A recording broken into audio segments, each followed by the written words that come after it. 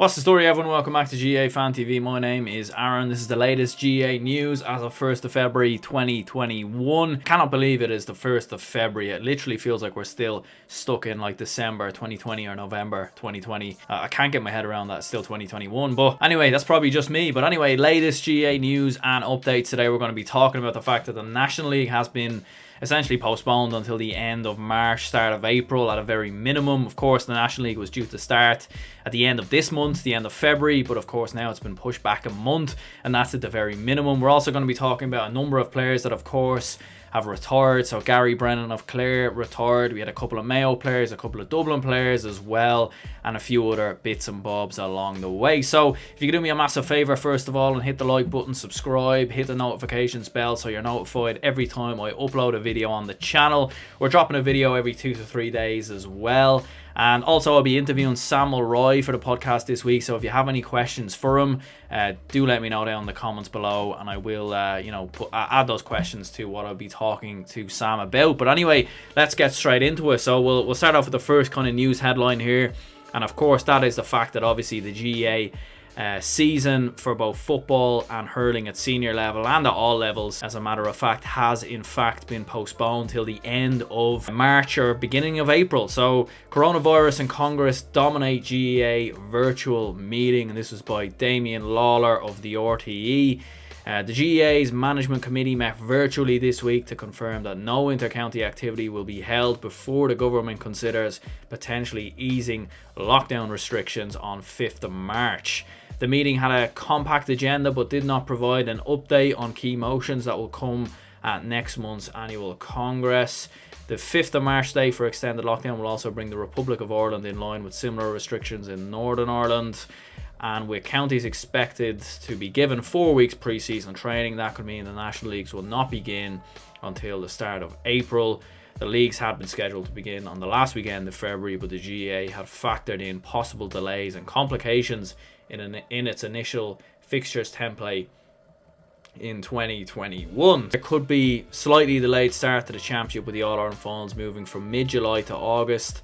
It's also possible that the All-Ireland Club semi-finals would subsequently be taken out of the 2021 Games programme and switched to early 2022. Meanwhile, ahead of Congress, there appears to be a huge appetite for change to the All-Ireland Football Championship, with many inter-county managers backing a league-based championship to be played from the summer of 2022 onwards, with the provincial series running earlier in the year.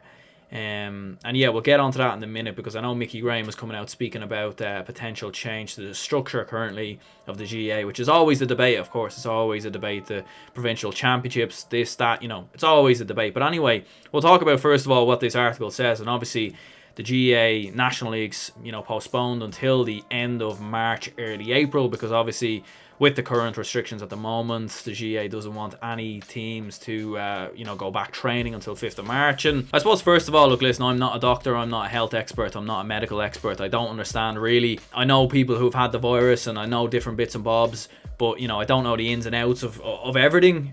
So, yeah, look, listen, fair enough. If that's what the government feels is the best decision, if that's what the GAA feels is the best decision, then fair enough. I know there are some people out there who are saying, well, the GAA, the championship season ran last year during the lockdown, during the level 5 lockdown, so why can't they do the same this time around? And I suppose, yeah, I'd kind of have that school of thought as well. Obviously the championship, when it ran in November, December time last year, and when the league, started back up, I think everyone had their doubts, everyone had their concerns, everyone was a little bit skeptical of the whole situation, and it ran absolutely perfectly. We had a few teams early on in the league, like Leitrim and Fermanagh, who had potential COVID outbreaks. We had Sligo, who dropped out of the championship. But altogether, I think all in all, it was a perfect championship. There was no players who got COVID during the championship season. There was no players that had to withdraw. There was no teams that had to not be able to play games, and I thought it just ran absolutely perfectly. So again, I understand the cases are a lot higher this time. I understand that, there's a much bigger situation going on in the world right now. But the fact that they were able to run it last year, could they not do it again this year? in the same kind of circumstances to what they done last year? Again, I don't know. Again, I'm not a medical expert, so I can only kind of give my opinion on it. I know some people were saying as well the League of Ireland is coming back, of course, as well, and schools are reopening and whatnot. So yeah, look, listen, you know, with the GAA and with the Irish government at the minute, they seem to change their rules, change everything on a week-to-week basis, and everything just seems a little bit up in the air at the minute. I mean, literally in 2 weeks' time, the GAA and the Irish government could announce that we're out of lockdown, and they could announce that the GAA is back. But then literally about 2 to 3 weeks later, we could go back into a full-blown lockdown, and then that would be it. No championship, absolutely nothing. So yeah, it is a bit confusing, and obviously, you know, we were supposed to have the All-Ireland final in June, kind of July time, and then we were going to have the club championship later on in the year. That's obviously not going to happen now. I mean, it will happen eventually, but we're looking at potentially the club championships being pushed into 2022. So yeah, look, listen, we're playing a dangerous game at the minute. You know, we could have another potential situation where you have club county championships, but you don't have the provincial series and whatnot. So that's going to be interesting to see what happens. But again, as I said before, I'm not a medical expert. I'm just a normal GAA fan. And look, listen, I want to see Gaelic games return. I want to see the league return. I want to see hurling return, football, absolutely everything.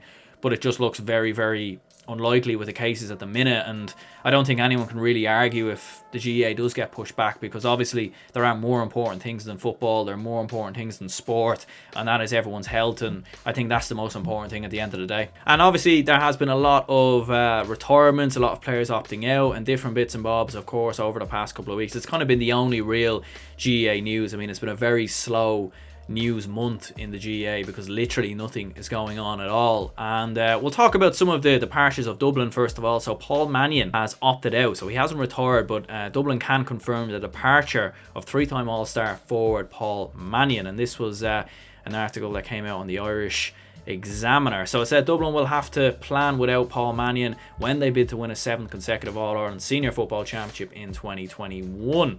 In a brief statement this afternoon, Dublin GAA confirmed that the 27-year-old has opted out of the panel for now. We would like to thank Paul for all the time and commitment he gave to Dublin GAA at all grades, and we wish him well as he concentrates on developing his career outside of inter-county football. And it is interesting nonetheless. You know, we're seeing this with a couple of Dublin players over the past couple of years. Jack McCaffrey opting out, and now Paul Mannion. And you know, it's hard to really know why they've opted out. Is it the COVID situation? Is it the fact that they've achieved absolutely everything they can achieve? You know, Paul Mannion's won 6 All-Irelands, 7 All-Irelands. I think did he opt out for 1 year, I think, previously, or he went to AFL or something like that. I'm not quite sure. He went travelling, but you know, you had Jack McCaffrey who was in a similar circumstance before as well. So yeah, look, listen, you know, when you have players that literally win everything there is to win, maybe they just see, you know what, I might just take a break for a year. I might just take a 1 or 2 year break, and with everything that's going on, you know, there could be things behind the scenes. You just don't really know. So, you know, it is a huge miss for Dublin. Of course, let's not forget Paul Mannion wasn't in the starting 15 a lot last season at all. I don't think he started any of Dublin's championship games. Paddy Small actually started ahead of him. But Paul Mannion came off the bench in the final and had a big impact. And I actually would have felt that going into 2021, going into the championship this year, that Paul Mannion would have got that spot back over Paddy Small. But it is what it is. And obviously there have been other retirements for Dublin in the past few weeks as well. Paddy Andrews, another forward, retired. Yeah, what a servant Paddy Andrews has been down the years for Dublin. You know, was seriously talented footballer. You know, started off as a cornerback. He was marching the Gooch back in 2009 when Dublin got absolutely demolished by Kerry in that year's All-Ireland quarter-final. He came back into the fold as a forward and just really, you know, epitomised almost everything about that great Dublin side of 2013 and onwards that just had tremendous work rate. And Paddy Andrews wasn't the best forward in the world, but he always worked so hard. He got himself in the right positions, and he did pop up with big points at big moments for Dublin. And yeah, without doubt, he'll go down as one of the greats for Dublin. He won't go down maybe as the same as a Bernard Brogan, etc., and so on, but he will go down as a player that's highly appreciated by Dublin fans. And Michael Darragh Macaulay, another one, in my opinion, one of my all-time favourite players, in all honesty, Michael Darragh Macaulay, like just the really brilliant athlete in midfield, in my opinion. Like, he was so quick, so brilliant with the ball. He was a brilliant ball carrier.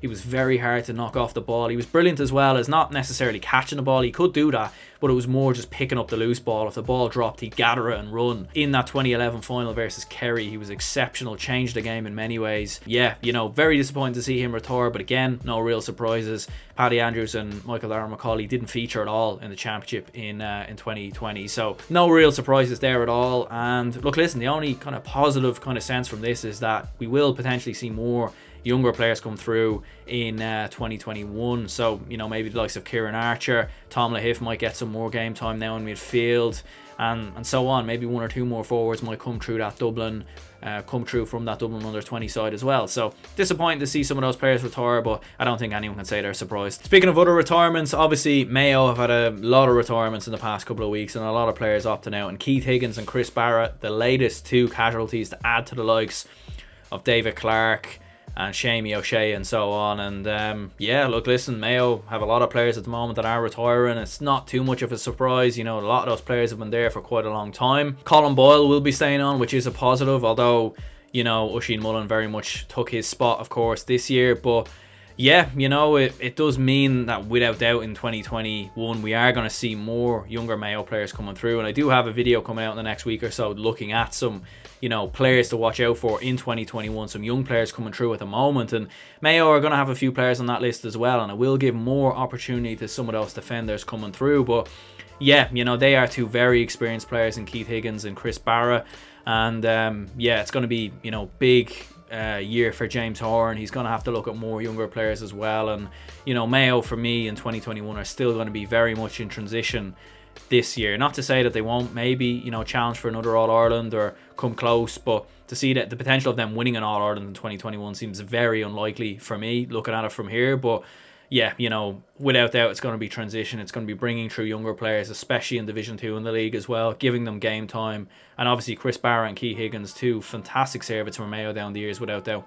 Gary Brennan, he's another player who has retired, and yeah, you know, what a seriously talented footballer Gary Brennan was. One of the best midfielders, in my opinion, to play the game. Just exceptional. And he'll be another player that, when people talk about players that have never won an All-Ireland, you know, the best players to never win an All-Ireland, I think Gary Brennan for me gets in that conversation in many ways. Just very brilliant, very strong physically in the midfield, could catch a high ball, great at taking points as well, and just beating his man, shimmying away from him. So exceptional footballer. And look, listen, obviously he opted out originally in 2020, came back in, I think, with the fact that it was a shortened season. So no real surprises maybe that Gary Brennan has retired. He's probably looking at it as well and thinking, you know, what realistically can I achieve with Clare at the minute, and probably thinking it looks very unlikely to really achieve anything that a player of his calibre thinks he probably should achieve. But he's been a fantastic servant for Clare. It's going to be a huge miss for Clare without doubt going into Division 2. You know, if the league does happen, it's going to be tough to see how Clare avoid relegation, in my opinion. But I think he's been exceptional for Clare, and he'll definitely be, you know, a player that many Clare fans will miss, I'd imagine, in 2021. And Mickey Graham has also came out recently and spoke about how county managers are open to championship change. Cavan boss Mickey Graham says that Gaelic football managers are open to change as the GAA prepares to vote on changes to the championship structure next month. Graham took part in the virtual meeting with his inter-county counterparts to discuss the options that will go to Congress: a league-based All-Ireland series with a pre-season provincial championship, or a redrawn provincial championship structure with 4 groups of 8 teams, and the Allianz League format remaining the same. If neither option gets 60% of the vote, the structure will revert to that of this year: provincial championships plus qualifiers, or 2018-19 Super 8s instead of quarterfinals. Yeah, look, listen, we're not going to talk too much about the structure of championships and whatnot, because we'll need to wait and see like what they agree on and what actually happens before we really delve too much into discussing it. But I have seen this, I think this is kind of what Jim McGuinness was talking about on Sky, you know, back in 2020, like when he was talking about maybe how the GAA could restructure the championship. And I think how it kind of works is provincial championships will be run almost as pre-season tournaments, And then of course you'll have your league, and then the top teams, you know, the top 10 in the league will go into the last 16, and then your provincial championship winners as well. It's a bit tricky to explain in a little part of a video like this. I think it deserves a full video with a full explanation, but to anyone who does really want to know, I would suggest search Jim McGuinness on YouTube and you'll probably see the video somewhere. Yeah, look, listen, you know, for me, I don't know if restructuring the championship is really that important, in my opinion. I know I've talked about it before, and I've talked about what they could do and what they couldn't do, but, you know, I think all in all, it's just about trying to get some of the lesser counties up to the standard of some of the bigger counties, if that makes sense. So the likes of the Kildares and the Meads and the Louths and the Laois, etc., let's try get them as good as the likes of Dublin, Kerry, Tyrone, Mayo, and so on. You know, let's try get them up to the level of those teams. And obviously that's much easier to say rather than do, and it's going to be a very hard thing to do, but I feel like that should be the big focus for me, is to really focus on them counties, help them out with their academy, help them out with their coaches, help them out with funding, resources, etc. Maybe look at what some other counties are doing as well, because Mayo don't have as big as a population of Dublin, but yet they always are there or thereabouts. So, you know, what are they doing maybe that Kildare or Meath could do? You know, maybe that's what we should be looking at rather than just restructuring the championship. Yes, tier 2s and this and that, it will help these teams, it will help them have more games, it will help players have more games, they'll be more motivated to play, because obviously if you're a Louth footballer, if you're an off-league footballer, etc., you don't want to play just 2 games every year and then that's at the end of your championship. You want to have more games, you want to be more involved and be playing at the business end of the season. But at the same time, we have to see how things are going to go, and I think resources and all that need to be allocated in different ways. And the focus needs to be more on improving some of the lesser counties as well. But obviously we'll have to wait and see. The GAA at the end of the day are the ones that are in charge, and I trust that they, you know, make the best decisions, and you know, we'll have to wait and see what happens there. But anyway, we're going to go ahead and wrap this up here. Do leave a like and subscribe if you haven't already. I believe I've covered everything kind of GAA related over the past couple of weeks or so. Look, listen, if the GAA does get pushed back until the end of March or April, then look, listen, so be it. But, you know, it is what it is, and obviously we want to see the championship resume, we want to see the leagues resume, we want to see the games resume, because it's great to have that talking point. And definitely, I think for everyone's mental health, it was brilliant in December to have the championship back. But we'll have to wait and see what happens in 2021, because year on year and month on month, things seem to change very, very quickly. You know, and it's just a mad situation that we all live in all honesty. But yeah, I'm gonna wrap this up here. I hope you enjoyed. Have a lovely Monday, have a lovely week, and yeah, I'll see you all soon with another podcast, more videos, more interviews, and yeah, talk to you soon.